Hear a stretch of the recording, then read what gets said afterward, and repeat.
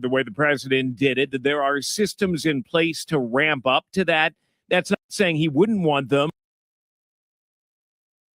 Okay, here we go. It's the WSJM Morning Show. Good morning, Monday, June 9th. I'm Ken Lundberg. Here with me is Mike Weibel. And happy Monday to you. You as well, Ken. I got a haircut over the weekend. I noticed that. I got a few haircuts. Yeah. Hairs cut, I should say. Yeah. Plural. One haircut, many hairs cut. Mm. Yeah. I almost went, I was telling you this morning when you first noticed it, I was thinking about going for the clean, like almost clean Kojak look. Yeah. But Telly Savalas, I decided not to.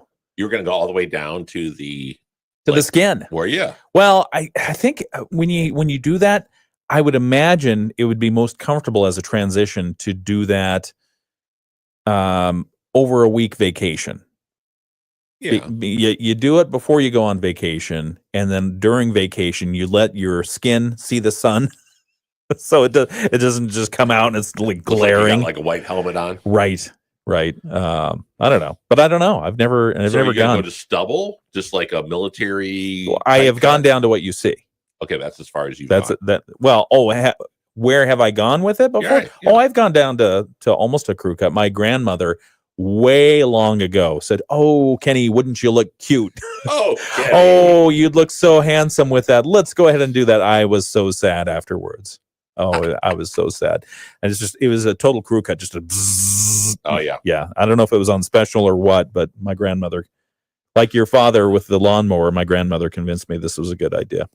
One time when I was just a youngster out of college, I was working for a construction company. Yeah. Extremely hot in the summertime. Oh, yeah. So I would shave it almost to a crew cut down. Yeah.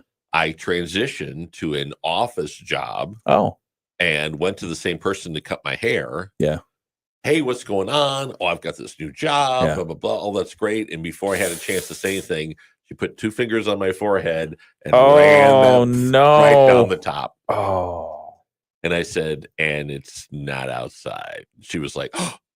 And I'm like, it's too late now. Too late now. Just go. Yep. That must have been a little bit interesting. It was interesting. I actually changed hair personnel after that.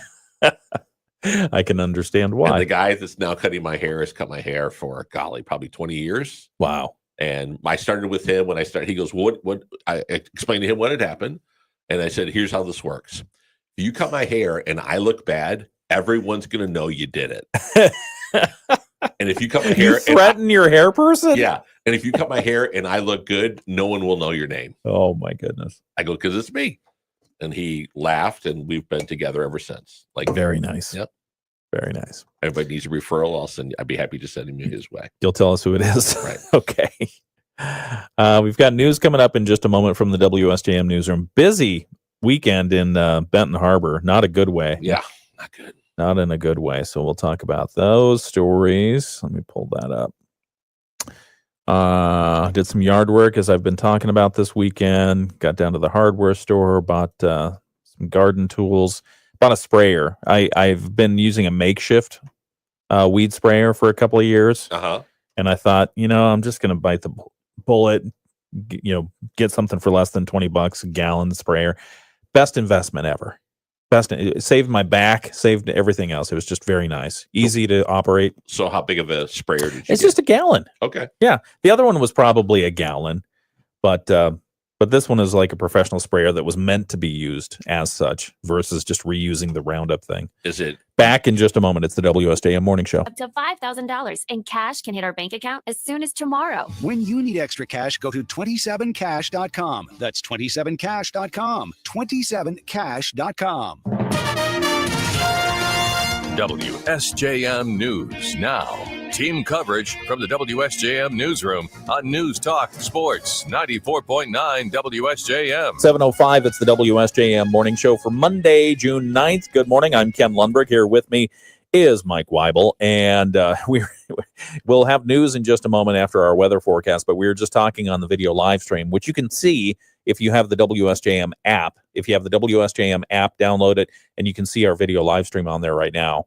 For what it's worth, we just keep talking through the commercial breaks and everything else and give you unedited, unfiltered news, views, and a whole lot more. But views, and a whole lot. Thank you. We were just talking a moment ago about weed sprayers, and you were asking me, is it a pump or a battery operated? It's just a pump. I don't have that. It's not like I have a back 40 or something like that. No, when I bought my newest 4-gallon sprayer. 4 gallons. Yeah. The heck it's a backpack. You wear it as a backpack. Yeah. Okay. So when I bought that one, their thing Do you have to get a special permit to spray? No. Okay. It's like you can just buy it and spray what you want to spray. Got a crop duster on the wish list? Pretty much. Put that thing on a drone. But it's battery operated. No, this one's not. Oh, it's not? No, it's got the pump handle to it. Wait, you've got a backpack. You splurged for the backpack and you still don't have a battery operated one? No. Oh. I went cheap. Man, you're a backache waiting to happen.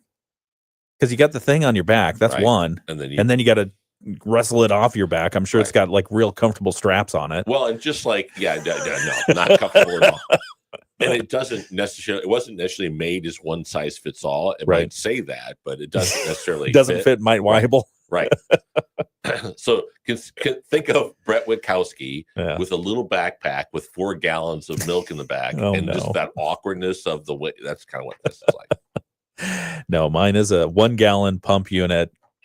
I'm very happy with it. But weeds and poison ivy fear me. I hope so. All right, let's get serious and talk about our weather. We've got some seriously good weather coming to this week. It looks like 59 degrees and mostly sunny outside right now in Benton Harbor and St. Joseph and South Haven. New Buffalo has a couple of clouds, but 57 degrees. And at the South Bend International Airport, partly cloudy and 56 degrees. Today's forecast does call for sunshine, 30% chance of afternoon showers, maybe a storm or two. I thought I heard a clap of thunder yesterday in the afternoon. Did you hear that one? Yeah.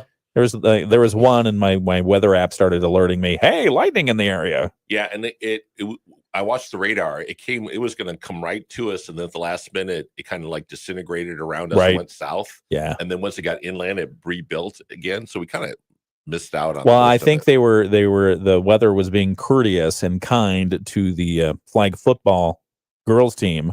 Did you hear the sirens yesterday? I did. Yeah, I think that was celebrating the flag football team, their championship.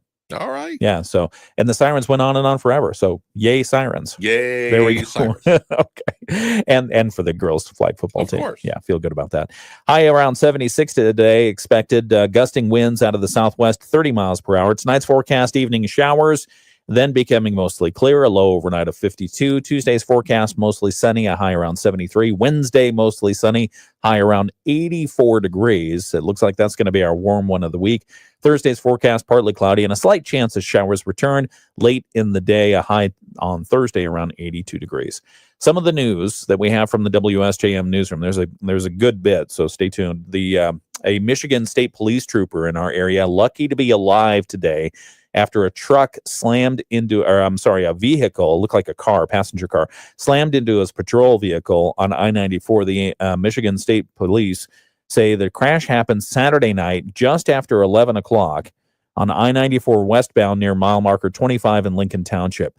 Police say during a traffic stop, a trooper was standing outside of his vehicle when a man from Missouri, a 33-year-old, heading westbound on I-94, for unknown reasons, veered off the road and struck the rear of the patrol vehicle. Preliminary investigation revealed the man was operating under the influence of drugs. He was arrested and is currently lodged at the Berrien County Jail. Police say this marks the second crash involving an MSP patrol vehicle in the 5th District, our area, spanning about a week, just a week apart, highlighting 1 week apart, 2 crashes. You got to move over. Seriously, highlighting the dangers that officers face during routine traffic stops. As a reminder, driving under the influence of any intoxicating substance is illegal and deadly. That covers both alcohol and pot. Yeah. Also known as the Mary Jane marijuana. Also, when you see a vehicle on the side of the road, especially an emergency vehicle, move over. With those emergency vehicles on the side of the road, if you don't move over, that's illegal. It's the law to move over. My mother got a ticket for that. I'm glad that happened. I told her, I said, you didn't know to move over? I wasn't paying attention. and that's why you got a ticket. Yeah, and if you're a driver in the fast lane, you're one of those fine individuals that likes to ride in the fast lane, and Yes. I can't get over easily. Yeah. Pay attention, because you need to allow people to move over, especially when there's emergency vehicles on the side of the road, because you don't know what's going on. No. You just don't. Somebody might accidentally move into the path of traffic, and then chaos. All right, other stuff that meant for a busy weekend for law enforcement in Benton Harbor. On Saturday, officers responded to the 1000 block of Bishop Street in Benton Harbor for a complaint of a shooting at a large party. On arrival, officers located what they called a scene in chaos. They discovered that 6 people in total had been wounded by gunfire. One of those was in critical condition. The Benton Harbor Department of Public Safety is asking for the public's help with any tips or leads as to what happened and who might be responsible. They're also asking if anyone has any videos or photos from the party. Please share them with police. Also happening in Benton Harbor this weekend, Benton Harbor police investigating what they called a shootout in broad daylight.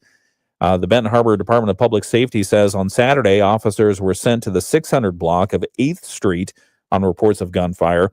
On arrival, they found evidence that a shootout had indeed taken place. One bystander was injured and taken to a hospital. That person reported in stable condition. Police identified and arrested one person involved in the shooting. They're looking for at least one other. Anyone with information about that incident is asked to contact the Benton Harbor Department of Public Safety. Other news. The Benton Harbor Area Schools Board of Education will interview 6 candidates for the position of district superintendent this month, with Superintendent Kelvin Butts stepping down at the end of the month. The board began a search for his replacement in April. Board President Deshauna Robinson tells us as of Saturday, 6 candidates were selected for interviews. The first round of those interviews will be held on June 14. The second round, with the public meet and greet, will be on June 24th. Starting soon after will be deep background checks, and then the board hopes to select a new superintendent and begin contract negotiations by July 8th. Robinson says the board will appoint an interim superintendent to lead the district for a short time once Butts leaves his role on June 30th. And finally, the Benton Harbor Planning Commission has approved a site plan amendment for the new Harbor Shores Wii course, the golf course planned along Champions Way and Graham Avenue. At a meeting last week, Chris Cook with the Harbor Shores development team told planners the Michigan Department of Environment, Great Lakes, and Energy did not approve of plans for a fence passing through some of the wetlands. So the plan is to move the fence closer to Graham Avenue and the sidewalk there. He said the 3-foot fence is important to the project. We feel like the fence is very important from a safety perspective, both to control access to the site and eliminate the potential for folks getting hit. And then also, as I previously mentioned, that this is catering largely towards children, that we don't want them ambling off out into the roadway. Cook said work on the Wii course is well underway, with designer and pro golfer Colin Montgomery visiting for the groundbreaking. Recently, the Wii course will be 9 short holes. After several questions about the fence material and design, the Planning Commission agreed to its new location. That will not affect the roadway. The Wii course is expected to be finished and open for swinging operations next spring. That's the word. Yeah, that's the word. One more story. I'll get this one in here. We talked about last hour, St. Joseph. The dredging operations are underway in the Inner Harbor there. Also, dredging, I guess it's the season for dredging. It's getting underway this week at South Haven. The South Haven pier heads this week. Weather permitting, dredging operations begin today and work through the balance of the week. The discharge from clearing the channel will be added to their South Beach. So again, more channel maintenance going on in South Haven in addition to St. Joseph. 7:14, it's the WSJM Morning Show. Guess who's back? Dave Wolf. Oh, yeah, so good. Yeah, so good to have him back. So Dave Wolf with sports. Sunday in Major League Baseball in front of 40,000 plus at Comerica. And a big congratulations to Bill Dollar, who says the weekend was good. Got 2 wins, right, with his 2 race cars. Teresa, so congratulations, Bill. Good to see. That is super cool. Let's see. Do I have the right things punched up? I do.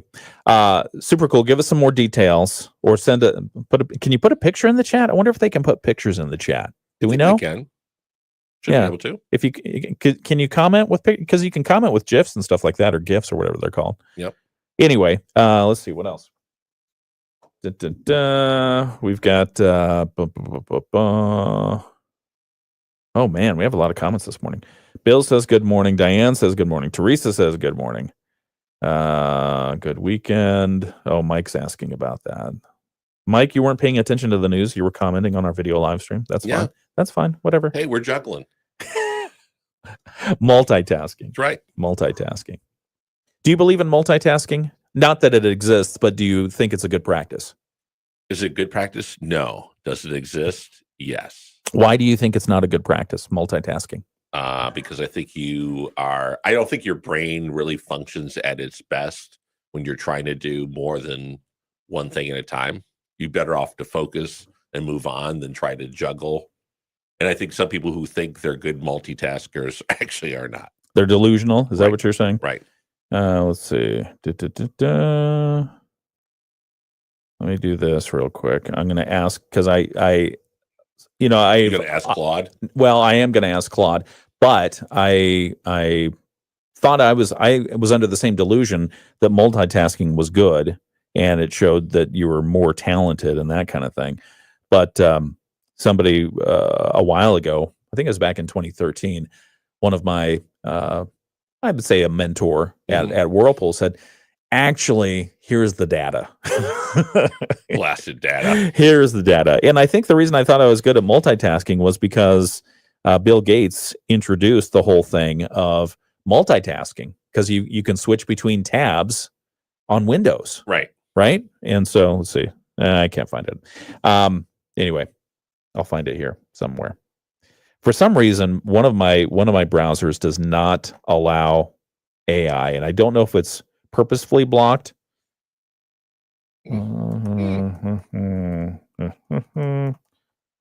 Or if it's just a error on my part. Let's see. Anyway, WSJM Morning Show continues. Mike's over there playing Candy Crush while Trying to I'm get into looking this Claude. up. Oh, you have to Claude. sign up. I know. Yeah. Okay. So because I didn't have my Claude login on my work computer, nor will I. Is multitasking effective? I put this to Chat GPT. Uh-huh. Multitasking is generally not effective, at least not in the way most people think of it. Here's why. Research shows cognitive limitation. Your brain doesn't truly do two complex tasks at once. It switches back and forth. This is called task switching. It costs time and mental energy. Reduced performance, multitasking can reduce productivity by up to 40%. It increases the likelihood of errors and forgetfulness because a lot of it's based on your short-term memory. Right. And as humans, we can remember in our short term about 8 or 10 things at once. Right. Beyond that, I mean, some people are phenomenal and they can remember 20 things all at once. But mostly, we got about a dozen things going on up there. So it increases the likelihood of errors and forgetfulness. And then stress and burnout. Constant task switching can lead to mental fatigue and elevated stress levels. More in a moment from the WSJM Morning Show. Clouds mixed today, warming to the mid-70s. Becoming breezy this afternoon. An isolated shower or storms possible late in the day. Becoming mostly clear overnight, lows low to mid-50s. Outside a stray shower, most of the week looks dry with plenty of sun. 70s stick around tomorrow, then summer makes a big comeback midweek. Highs mid-80s on Wednesday. The low 80s hold on through Friday. I'm WSBG 22 meteorologist Jessica Burns. The Morning Show with Ken and Friends on 94.9 WSJM. 719 WSJM Morning Show for your Monday, 9th day of June. Good morning and welcome to Michigan's Great Southwest. Yeah. How we doing? We're doing good. Yeah, it's going to be a good week. I mean, It's going to feel like summer this week. anytime you've got summer in the forecast, I feel good about that. I think so. As long as it's not blistering hot. But hey, at some point, we're going to complain about everything. I mean, even blistering hot's not bad if you just are If you ignore the blisters. right and you're prepared. I'm Ken Lundberg. Here with me is Mike Weibel. We were just talking about artificial intelligence. We'll continue that conversation in a moment. What are we talking about with regards to it? Why some people resist. So we'll bring up that topic here in just a moment. But first off, a follow-up to something we've been talking about in the news, I feel like for a few months now, where people, and this happened during the football season, we were still playing NFL. Right. When you had NFL players on the field making their plays, scoring their touchdowns, all that kind of good stuff. And at the same time, people were burglarizing the pro players' homes. Yes, we haven't heard Remember about that? that? In a while. Yeah. Out in Seattle, a Seattle man has been arrested in connection with a series of burglaries targeting the homes of professional athletes. Earl Henderson Riley IV. What a great name for a thief. Earl Henderson Riley IV. He's 21 years old. Okay. Yeah. Faces charges over the burglaries at the homes of Los Angeles Dodgers pitcher Blake Snell, Seattle Mariners center fielder Julio Rodriguez, Seattle Mariners pitcher Luis Castillo, and former Seattle Seahawks cornerback Richard Sherman. The King County Prosecutor's Office has brought him up on charges, 4 counts of residential burglary and 1 count of robbery in the first degree. Wow. Yeah, they say the prosecutor's office has worked for weeks on multiple search warrants that led to the filing of the felony charges. The suspect is being held in the King County Jail, not a pleasant place, on $1 million bail. Oh, he's not getting out. $1 million bail. The police investigation started. Well, he could probably pawn a couple of rings he has. Oh, yeah. Super Bowl rings. The police investigation started in early 2025. The King County Prosecutor's Office says it worked with 6 different police jurisdictions in a coordinated effort. Charges might be filed against other defendants if they can get this guy to roll over. Police and the King County Prosecutor's Office said they wanted to interrupt the burglary crew because of their ongoing acts. We could do that once we identified what we believe is the ringleader of this bunch and charge him as we've done today. That doesn't mean our work is finished, according to prosecutors. We still want to go and identify everybody who was involved and see if there are additional people that we can have sufficient evidence to charge. I mean, I don't know what you do. I mean, you think about this, and criminals are always going to be clever, right? Right. And one of the things they were doing here is, well, let's see. Let's find out when that person's not going to be home. Let's check the sports schedule. Right. Oh, they're playing an away game? Even better. And so many people, with so many teams, so many people, so many cities, what do? Alarm systems, dogs, Yeah. hungry dogs, All that. Alligators, snapping turtles. leave your spouse at home with a baseball bat. Yeah. I don't know what you do. Anyway, so some arrests there. I remember the first set of arrests, they got a crew from somewhere in South America, remember? Yeah. There was a crew from South America who was arrested. We'll have to dig around and see if we can find where they are right now. But this person, his name again is Earl Henderson Riley IV. They think that 21-year-old is the ringleader of that burglary thing. Well, again, at least his name's not like Fred. Yeah, Fred. Fred Jones. Rinslinger. Fred Jones. Fred.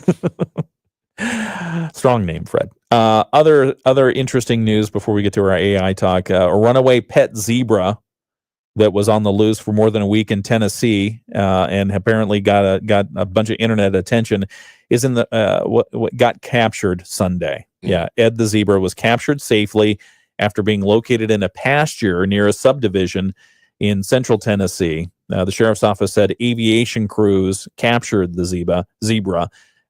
Ed the zebra was airlifted and flown by helicopter back to a waiting animal shelter. Doesn't look like he was harmed at all in the capture, but the zebra was spotted and filmed running along Interstate 24. Forced deputies to shut down the roadway. Ed then escaped into a wooded area. Several sightings posted to social media. He was filmed trotting through a neighborhood. Became internet meme material. So anyway, but that zebra is now safely in animal control arms and hopefully will be returned to his owner safe and sound. Yep. That comes just 1 month after a runaway kangaroo shut down part of an Alabama interstate.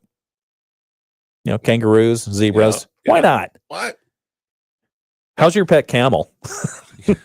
I know he's been gone for a couple of weeks. Better go find him. 724 WSJM morning show continues. When it comes to artificial intelligence, apparently people are resisting the technology. Yep. Do you find this? Yes. Do you find this? Yes. Give us an example. Well, I said we were at graduations this past weekend. Yeah. And the conversation came up about AI. And then my wife said to me last night, it just really frightens me, like what the world is going to become with AI. Right. And she said, not so much for us, but our kids and our grandkids, which we don't have any grandkids yet, but But she says, like, what are they going to do?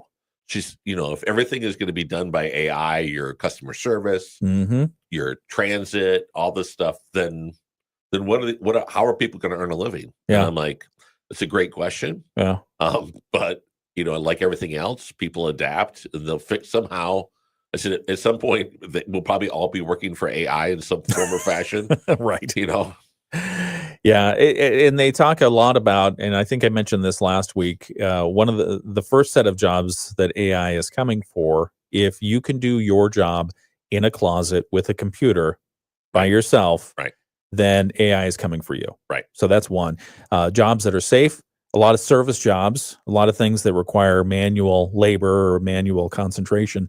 And that is, plumbers, electricians, carpenters, people who are actually doing stuff. Trades. Yep. And there's a huge focus on the interpersonal, even though that's also a threat with AI. Right. Because the machine models are becoming very humanoid in their responses and even jovial. And somehow they program that. So I actually looked while we were on one of the breaks about AI relationship apps. Okay. I just saw a thing about this and how these companies are creating these AI relationship apps where people can go and basically hand choose a friend or a romantic interest. Oh boy. And then have these conversations. And of course the AI is never going to tell you, hey, pull up your pants, it might shave off your mustache, whatever. It's always going to, you look marvelous. You look marvelous. Yeah. But I thought it was funny. The leading applications are virtual AI girlfriend, couple AI, romantic AI chat girlfriend. Oh no. Yeah. Why are guys doing this? AI girlfriend, candy chat and date, intimate AI girlfriend. It's all for lonely dudes. So, well, come on, think about it. Think about it for 2 seconds. Who programmed AI? Computer geeks. Right. Who wants a friend? Well, yeah. Anyway. Highly motivated. A new study from Brigham Young University found that people who are reluctant to use AI aren't necessarily that way out of fear that AI might replace their jobs or become sentient and take over the world. For many, reasons against adopting AI a bit less trivial and instead rooted in issues like trusting the results, missing the human touch, or feeling unsure if generative AI is ethical to use. This is what BYU found in their study. Ethical to use. And I don't know exactly what they're talking about there, but I would assume that they're thinking about, is it ethical for something to give me an answer that I should otherwise know? In other words, if I'm a manager and I want people to do something different, I need to engage in change management. Right. If I don't want to sit there and draft out that plan, then I can ask AI to do it. When I can ask AI to do it for me and it does it for me, then am I really showing the results, or am I just giving AI an excuse to take my job? Right. So that's, you got two interests there. Number one, you take my job. Number two, is this what the boss asked for? And don't you think a lot of it is we do make choices that creates an open door for AI to come in and take our job? Say that. How do you mean? Well, for instance, like, you go back 10 years, you never saw a kiosk in a McDonald's. Oh, right. But when they had a hard time hiring people, then these McDonald's owners put a kiosk or in. the people they did hire were like poor attitude. Right. Yeah. Right. Just not good at their job. Are we giving our jobs away to AI? Yeah. And I think in some cases. And I know in healthcare, there's shortages in healthcare. Yep. And now they say with AI, they can read, MRI scans with 99% accuracy in lightning speed time. Even saw, I think at Mayo Clinic, they have a AI robot that mixes chemotherapy drugs. Oh, okay. Because it's so toxic for people to do it. It's very hazardous. Yeah. So this thing does it in its own room while somebody watches it, and then drops it into a robot that walks it down the hallway, and then somebody administers the chemo. Makes sense. But it's protecting somebody, but it's taking away numerous jobs because it can do it quicker, safer, more efficient, fewer errors. Right. Yeah, that was one of the things about that specific health aspect. One of the again, I was listening to that podcast this weekend about AI. They were asking one of the developers, "How is it at healthcare? Are you using it for your own healthcare?" And he said, yes, I do use it for my own healthcare. However, we are very careful about talking about anything that AI can and should be doing in healthcare at this point. Right. At this It's point. still new. This is really very new. It's still new. AI can make mistakes. I think one of the things you have to do is you can use AI, but then verify. A human should have two eyes on it and look at everything that it's putting out there to make sure. Otherwise, you're gambling, because it's basically pulling from, a lot of it is pulling from resources it already has. Now, the next step is, what is it inferring? What blanks is it filling at the end of the sentence that it's becoming, quote unquote, smarter to be able to do on its own? That's the thing that's happening now. But you think about, so when was the first iPhone sold? Was it 2000 or something like that? 2007. Is that right? Okay. So you think about the world before. What was I using? Exactly. The world Flip before. phone? Yeah, exactly. Okay. A razor. Oh. But the year before iPhones came out, the world looked very different than it does today, obviously. And that's been just since 2007. I had the BlackBerry. Oh, yeah, the BlackBerry. Yeah. The big monster. No, it was great. But now people have, again, there's thumb injuries people have from an iPhone. There is. And then there's also neck injuries because people lean over all the time. Oh, they get that yeah. little hunch in the back of their neck. Uh-oh. So the world has changed, and we don't even know what the world would be like, most of us, without our cell phones. Yeah. And yet we still have something else to complain about. And I'm sure with AI we will as well. Yes. Very well said. Top 4 cited concerns based on the survey, BYU, talking about why people aren't using AI. Output quality, that's the number one. Fear that the generative AI output is inaccurate or unreliable. Number 2, ethical implications. Fear that generative AI is illegal, dishonest, or immoral, which I think we'll overcome that one pretty quick. Risk, fear that generative AI is unsafe and uses private data. Like, is it have I given it permission to read my emails and all that other stuff? And what's it going to use against me? And then number 4, the human connection, fear that interacting with generative AI is artificial and lacks interactional benefits. The results mirror larger studies as well, including findings from Pew Research Center released in April that said 66% of adults and 70% of AI experts are highly concerned about people getting inaccurate information from AI. When it came to human connection, Pew's findings were more divided among the public and AI experts, 57% of the public being concerned about AI leading to less human connection, as opposed to 37% of experts. I would imagine if we do a parallel review of some of the new technologies, the phone, for instance, that you talked about, like, will you get a smartphone? No, I'll never get a smartphone. I'll always keep the cord on my phone. Right. I'll always keep the cable to my TV. Right. I like to turn the dial on my phone. Rotary dial phones. Okay. Have you seen the video of where they take there's 5 college kids and they have a rotary dial phone in the kitchen? Oh, no. And they're like, you need to call this number. Go. And they got don't know no idea what to do. They finally figured out the rotary, but they haven't lifted up the handset off the receiver. Oh, man. So it's not going anywhere. And then at one point they pick it up and they start asking, hello, hello, hello. More in just a few moments. We'll continue this conversation on the video live stream. You can see that on the WSJM app right now. It's 7:34. We've got news to talk about with ABC. We've got the latest from Bloomberg. We've got our local news. It's all right here on the WSJM Morning Show. So, all right. Bill, with your RC race car, AI can probably race it too. Right. Let's see. Let's see. What do we have here? In 2 weeks. In 2 weeks, I will be in Battle Creek and need to adjust my setup for there because I rebuilt the cars for that track. Oh, cool. Dan Hansen says we sound good on the west side of South. Oh, Bend. cool. Okay. Hey, thanks, Dan. Yeah. Appreciate you saying that. I think they're only as good as the programmers. Yeah, Diane, I think that is that's a lot of the belief right now, and I was delving a little bit into this in how AI how it was formed, how it's continuing to work today, and what it's gathering as its ability to answer questions. And a lot of it, I had been operating under the assumption is it's everything that we've already created. Everything that we've already created, it's been able to crawl and look at and refer to that information from behind. However, I think it's also able to, in computer ways, think and bring forth information from inference of, I take this big load of information and now I'm inferring this is the best route to go, which is kind of like what we do. Right. we have a base of information and we infer, okay, we think based on everything that we've gone through and been and done and everything else, that's the way to go forward. How is that different from human thinking? Right. Except that it lacks heart and soul.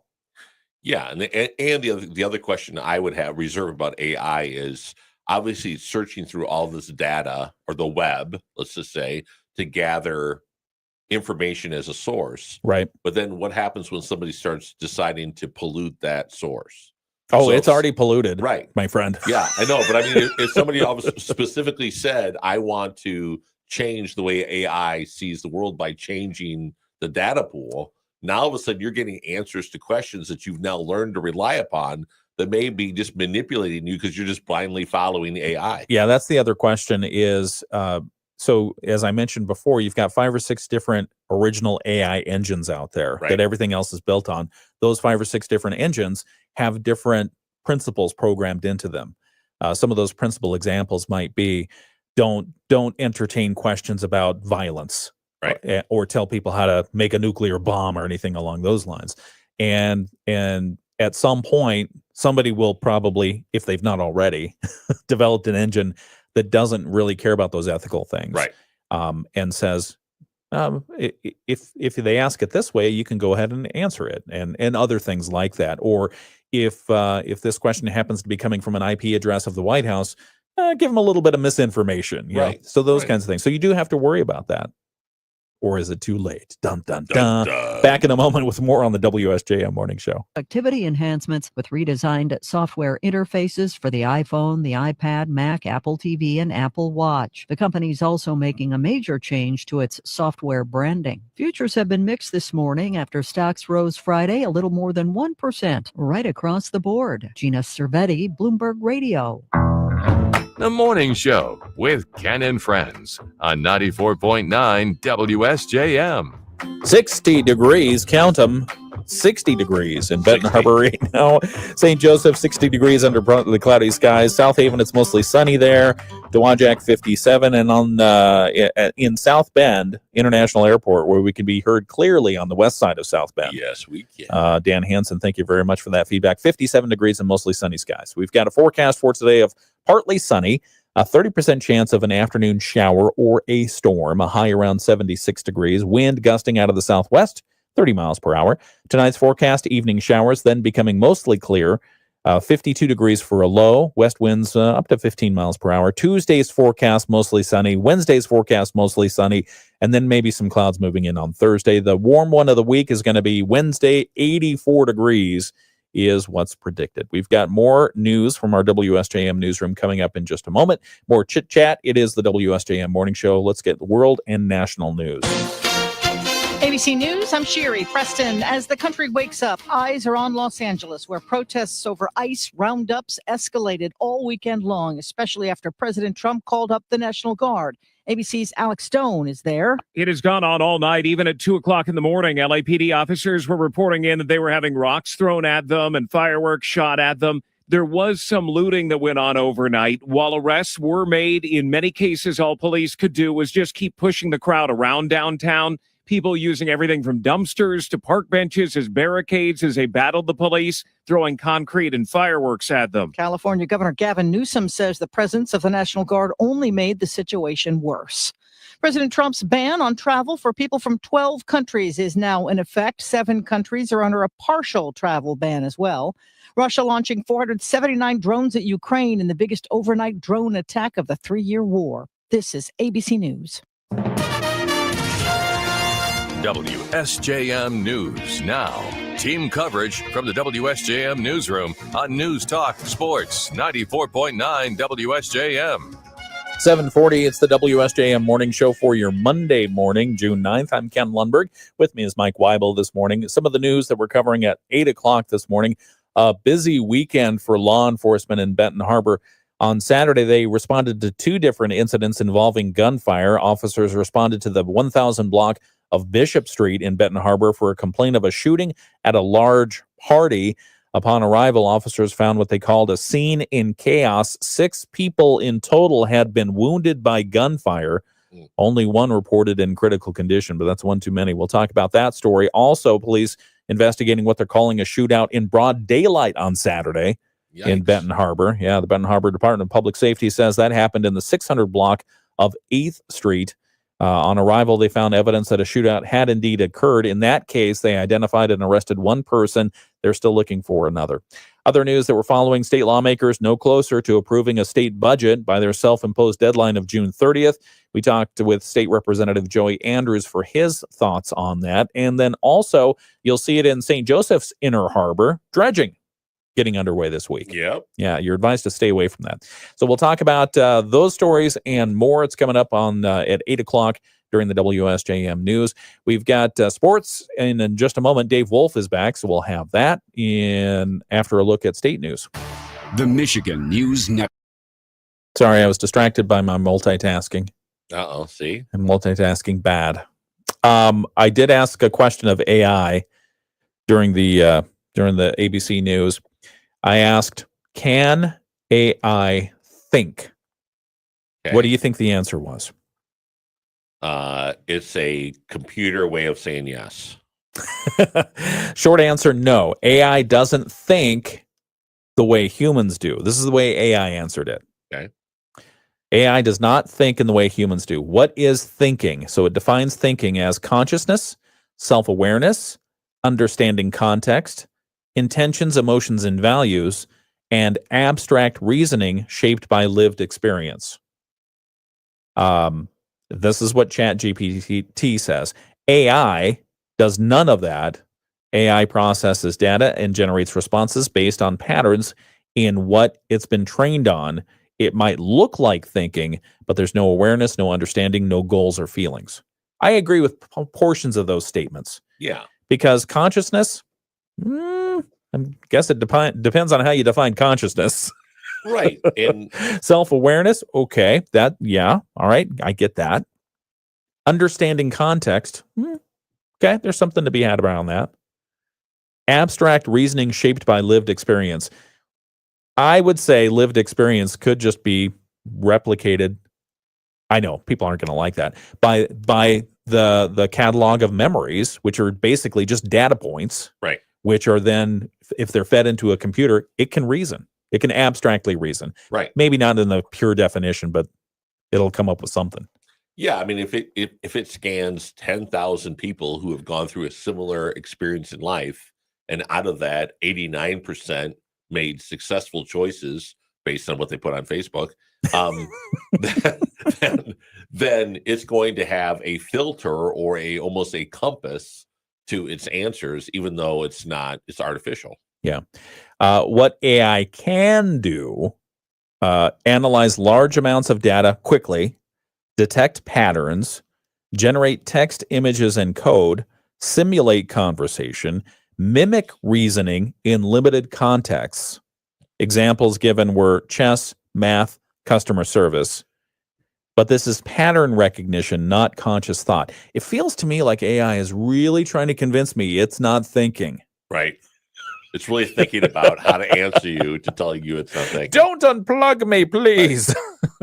Philosophical angle that it provided. Some argue that if AI acts intelligently, it doesn't matter whether it's really thinking. Others say that without a subjective experience, it's just a tool.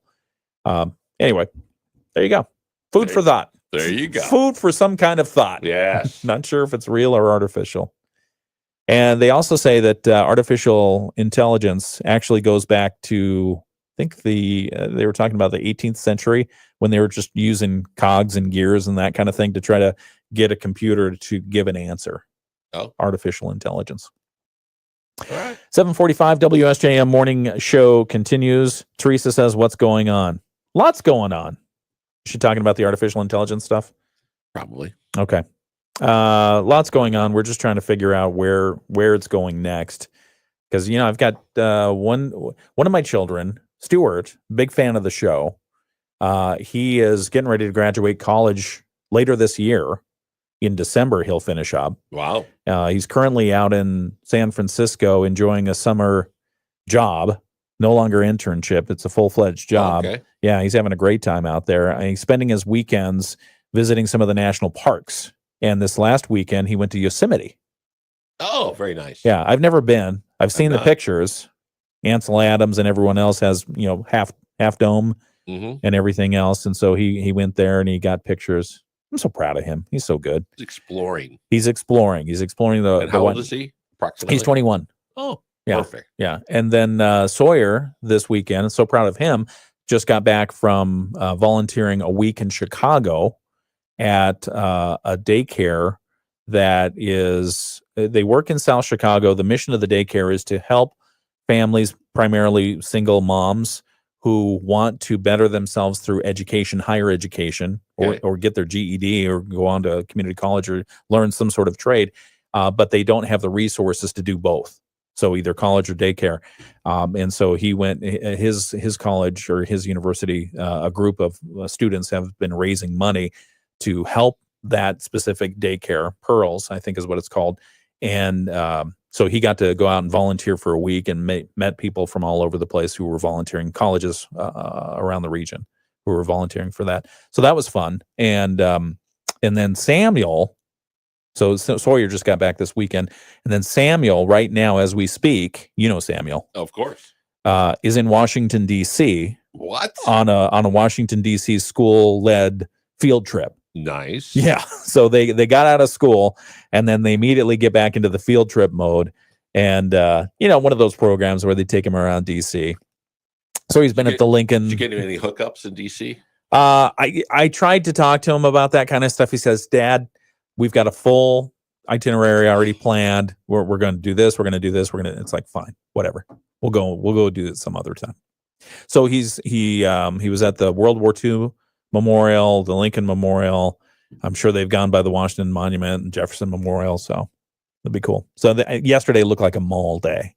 Oh, I got you. On the mall. Yeah. Just would have been cool to have, he's walking with his group and all of a sudden President Trump comes out and goes, Samuel, your dad called me. It was a great phone call. Best phone call I've ever had. It was the best phone call ever. Wanted to say, hey, Samuel. And he was at the White House because I saw that they had the fence behind him. And he's got his Bass Pro hat on, which he got in trouble for wearing in school. All right, we'll talk about that and other things coming up. Let's talk about that. 7:48. Nothing wrong with Bass Pro WSJM Morning Show. 70s, becoming breezy this afternoon. An isolated shower or storms possible late in the day. Becoming mostly clear overnight, lows low to mid-50s. Outside a stray shower, most of the week looks dry with plenty of sun. 70s stick around tomorrow, then summer makes a big comeback midweek. Highs mid-80s on Wednesday. The low 80s hold on through Friday. I'm WSBG 22 meteorologist Jessica Burns. The Morning Show with Ken Lundberg on WSJM. 7:48 WSJM Morning Show continues. Have you swallowed any cottonwood yet? Not today, but certainly over the weekend. Some of those areas where it just kind of collects, it piles up. It looks like just the puffiest, friendliest snow. It does. Ever. They say Chicago, it's really bad. What? Just generally? Up. Yeah, they said this looks like snow. Yeah. Just generally it's bad? Generally. No. So it is, let's see, what time is it? 7:49. That means it's time for your Moody on the Market update. Your Moody on the Market update is brought to you by Insurance Management Service. Call IMS today. They are your local auto owners insurance agency in St. Joseph and in Niles. We love it when local folks do good. And so we have an article posted right now. Whirlpool Corporation CEO Mark Bitzer appointed to Habitat for Humanity International Board of Directors. Yeah, the Habitat for Humanity International Board of Directors, long-standing partnership between Whirlpool Corporation and Habitat for Humanity has taken on a new dimension as Mark Bitzer, chairman and CEO of the company, has been elected to the Board of Directors for Habitat for Humanity International. The announcement made by the global nonprofit housing organization marks a significant milestone, they say, in the decades-long relationship between Whirlpool and Habitat. Benton Harbor-based Whirlpool has been a consistent supporter of Habitat for Humanity since 1999, contributing millions of dollars and more than 250,000 appliances to affordable homes around the world. Wow. 250,000 appliances. Good stuff. Yeah. So Bitzer, who joined Whirlpool in 1999 and rose through its European and North American ranks before being named CEO in 2017 and chairman in 2019, said the appointment is both a professional honor and a personal passion. He said in a statement, "It's an honor to join the Habitat for Humanity International Board. 1/4 century of work with Habitat impacting more than 1 million people worldwide demonstrates the interconnectedness." It's a long word. Interconnectedness of home appliances and housing in improving lives. Together, we're helping build and improve homes, communities, and lives, which is key to Whirlpool Corporation's social responsibility strategy. And I look forward to helping the organization continue its important mission. I can tell you firsthand experience, Whirlpool Corporation organizing volunteers and supplies and materials and resources and everything else to do Habitat builds. It's an exciting and rewarding experience. Yes. I mean, you're sweating, you're hitting your hand with a hammer and all kinds of fun stuff, but it does the soul good, especially when you meet the homeowners who are also putting their sweat equity into those homes. That's good stuff. No. Yeah. So anyway, you want to read that full article, we have it posted right now at moodyonthemarket.com. Your Moody on the Market update is brought to you by Insurance Management Service. Call IMS today, your local auto owner's insurance agency in St. Joseph and in Niles. Back with more in just a moment. Insurance Management Service, your local auto owner's insurance agency in St. Joseph and Niles. Hi, this is Brett Witkowski. In February, our daughter and son, they had their first baby, so we had a grandson. As I was driving back from Wisconsin, I got hit by a F-150 with a snowmobile trailer, and then I slammed into a Skidmore at 55 miles an hour head on the highway. Thankfully, I lived through it. Within 15 minutes, Tarek was on the phone with me, helping me navigate how I was going to get home, what to do with the car. They did a great job. Tarek probably talked to me 3 to 4 times on a Sunday night. 3 to 4 weeks, everything was settled on the insurance side, including getting me reimbursed for car rentals until we were able to get a new car. I think you'd be hard pressed. All right, back on the video live stream. Did we get guests or do we have guests? We do. Sweet. I told Kathy's going to sell them a radio. Oh, fantastic. Because we have the radio thing out there. I do have a quick testimonial. I talked to Tarek Halsey this weekend at a graduation party. Okay. And from IMS. Yes. And he talked about Insurance about Management Service. Yes. In Niles and St. Joseph. What an amazing investment it has been with Midwest Family advertising on the radio. He said it felt expensive in the beginning, but he goes, our Niles office is blowing up. That's and awesome. We connected because of our advertising on Midwest Family. Aw, that's fantastic. So he goes, it's been a great experience for us. So thank you for sharing that. Yeah. Yeah, that's good stuff. Advertising works. Who knew? Who'd have thought? Who knew? All right. What were we talking about? Oh, so we have guests. We have Cornerstone Alliance coming in next hour. Yep. So tune in on the radio or the smart app for that. Let's see. I think we're done with our artificial intelligence. Excuse me. Yeah, I don't know. I'm just so it to me. It just astounds me to think about how far computer technology has come for just the average individual. Oh, in my lifetime, and I feel a little bit sad for some of the young people who have never known life without a smartphone, without a computer, without kind of working for it. Although I guess in their own way, they're probably working for it too. Right. It being that experience of discovery. And, because I remember my very first computer, my grandfather got it for me. It was a Commodore VIC-20. It wasn't even the 64. It was a VIC-20. And it's a great, big floppy disk. Oh, no disc. No disc, no cassette recorder, no anything. It had no external storage device. Oh boy. All that was operable was the RAM, the random access memory, which if you know, it turns off. The memory goes away when you turn the computer off. Right. You turn it back on, brand new computer. And Happy birthday. And I had a little notebook that the Commodore VIC-20 folks sent that said, here's some things you can program. Unfortunately, if you don't have an external storage device, you'll have to enter this every single time. Oh boy. Which I did. But that, and much less connecting to the internet. It was many years later, right, when I first had my experience of a sit down with a computer that was connected to the internet. I said, well, what do I do? Well, ask it a question. Okay, well, I had no idea, but I was connected to some database in Sweden or something like that. I don't know.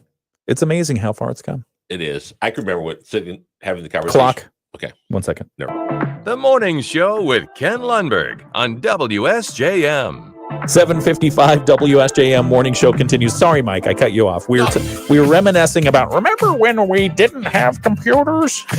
I was going to say, I remember the first conversation when someone explained to me how the internet worked. Oh, okay. What'd they say? Well, they were just like, hey, it's like a highway.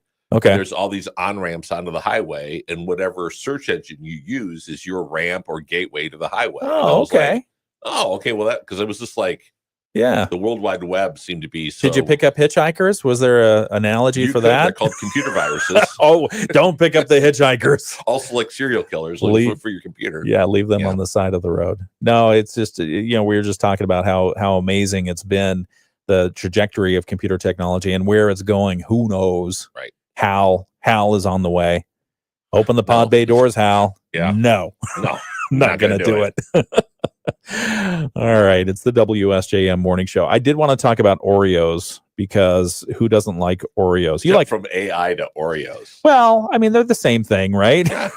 They're close. We talked about zebras, so we can talk about Oreos. Mm-hmm. Selena Gomez is the latest celebrity to have an Oreo on the market. Did you know this? No. Yeah. So a couple of months ago, Post Malone had a Post Malone inspired Oreo on the market. We never got it at our local distributors. I don't know why, but now the Selena Gomez inspired Oreos have officially hit stores. It's a limited edition. This is really smart by Oreo, by the way. It is. Limited edition Selena Gomez Oreo cookie inspired by her love of horchata. You know what horchata is? No. It's like a sweet milk. You can get it in a number of Mexican restaurants. Okay. And it's stinking delicious. It is so good. Horchata. It's basically sugar and milk and a few other things. Okay. According to Oreo, it includes a layer of chocolate and cinnamon flavor cream atop a layer of sweetened condensed milk flavored cream with cinnamon sugar inclusions sandwiched between two chocolate cinnamon flavored wafers. So you kind of get the sense of what an horchata is. Right. It's cinnamon, sweet, condensed milk with a lot of good stuff in it. Like a rum chata without the rum made into a cookie.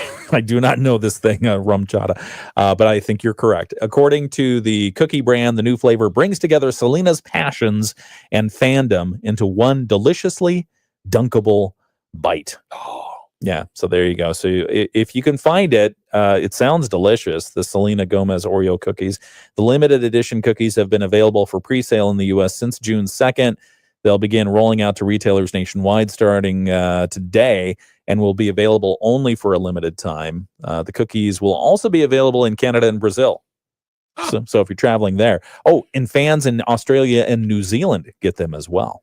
But unfortunately, in Canada now, a package of Oreo cookies costs you $75.95. Yeah, because of the tariffs. They're going to tariff the snot out of it. Sorry about that. Yeah, all right, whoops. let's get a. I do appreciate the Oreo cookies. No, they're good. Do you have a classics. favorite? I remember my social studies teacher, Mr. Mosier. He could be bribed with Diet Dr. Pepper, M&Ms, peanut M&Ms, and Oreo cookies. We were able to bribe our obstetrician for our first daughter when my daughter was born because he loved Tab. Remember Oh, Tab? yeah, Tab. And you couldn't get it anywhere. Yeah. Well, I found it. 10 seconds. So I got him a couple cases of it, and he knocked 10% off our hospital costs. True story. Yeah, I have thoughts about that. All right. 7:59. We're coming up on 8 o'clock for our world and national news. We have the latest news from ABC. We'll also have the latest from our WSJM newsroom. The forecast for today does call for partly sunny skies, 30% chance of afternoon showers or storms, but the high today around 76. From ABC News, I'm Sherry Preston. Los Angeles waking up to